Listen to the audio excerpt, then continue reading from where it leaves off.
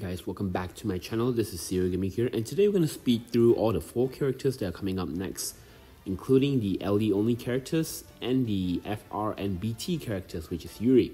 Starting off, we'll be going with my personal favorite, Yuffie. Alright, so Yuffie doesn't get too much of a rework outside having more HP dumps, which is not really that surprising because she really does a lot in terms of utility. She cripples the enemy, she has a lot of debuff with only 2 frame debuff, so you can actually provide yourself more flexibility, and she won't be too bad when compared or when going together with with debuff heavy characters such as Laguna or Emperor. It's not really a big issue. The only issue is because her LD is actually tied to the number of debuff the enemy has on them. So you will still want a little bit more frame, so to make sure that your debuff stays consistent and the LD effect can be used at the maximum level. She also gained a lot of multi HP attack from her EX, and her LD now does have bravery refunds in between the HP attack so that she can does a little bit more damage instead of the previous 1 hit 1 HP dumps kind of attack.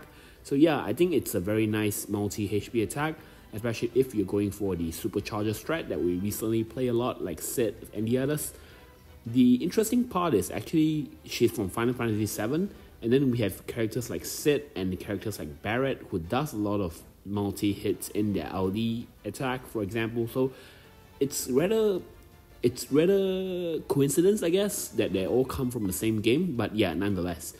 Yuffie has a lot of utility. She has debuff, she can throw debuff back to the enemy, she can cleanse the debuff from the enemy by stealing, she can cleanse the buff from the enemy by stealing their buff, and she can also prevent the enemy from gaining any buff and bravery gain with her EX.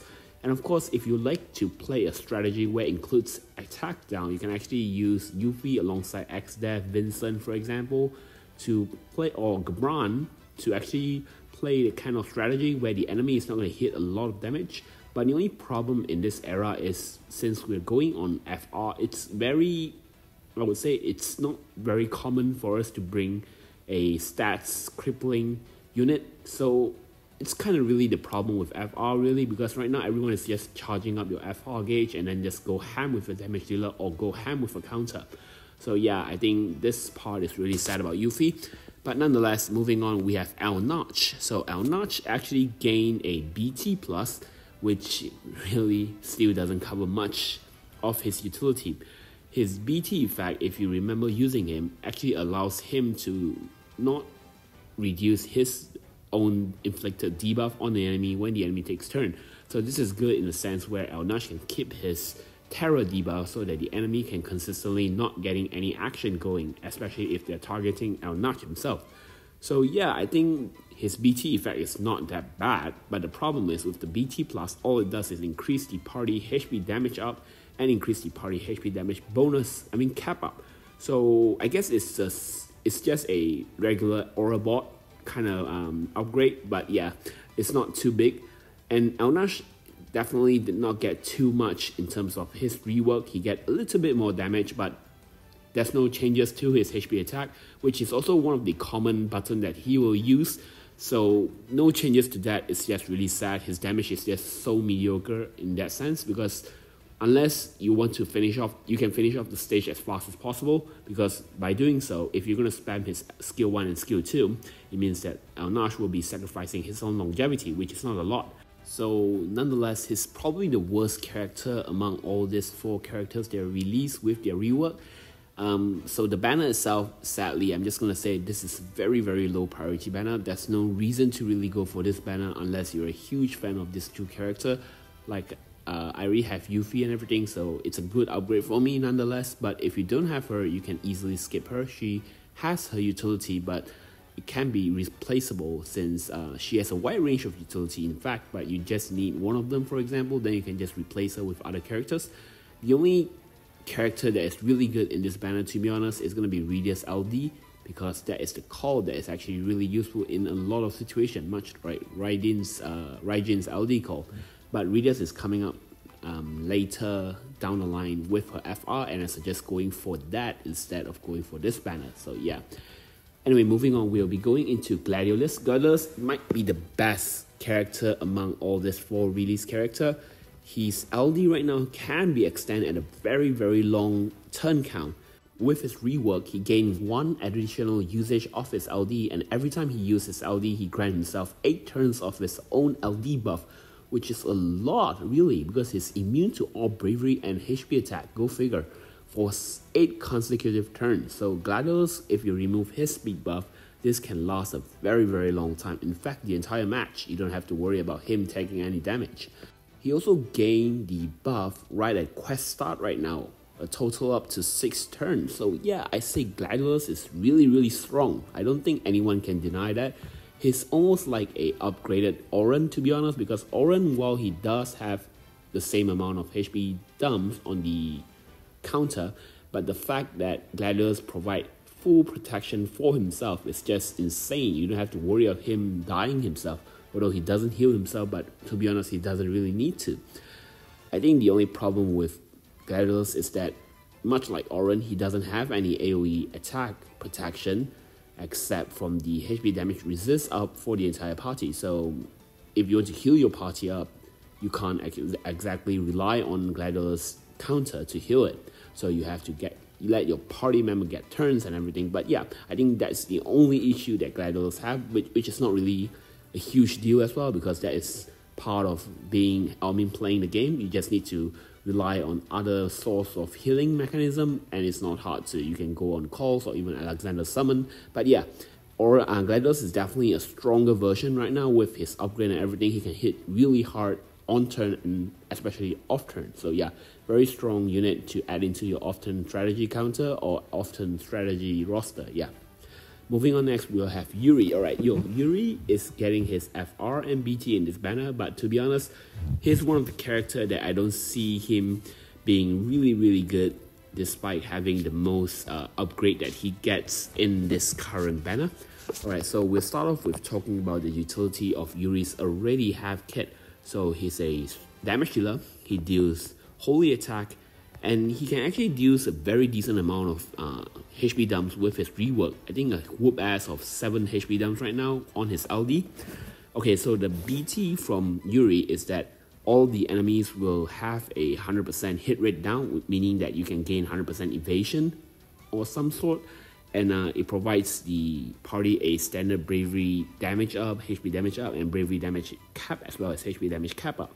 So it's a very generic aura, and as we all know that Yuri is not purely a selfish DPS, he was always a semi-DPS with a supportive capability in his aura. So I say that the BT is pretty decent, but the hit rate down may not be as efficient or important or significant as the developer would think when designing his kit. So yeah, I think that is a little bit bringing not the unique of his entire kit. Okay, so Yuri's attack on his LD mainly relies on a stack, which Yuri's can actually increase by taking turns.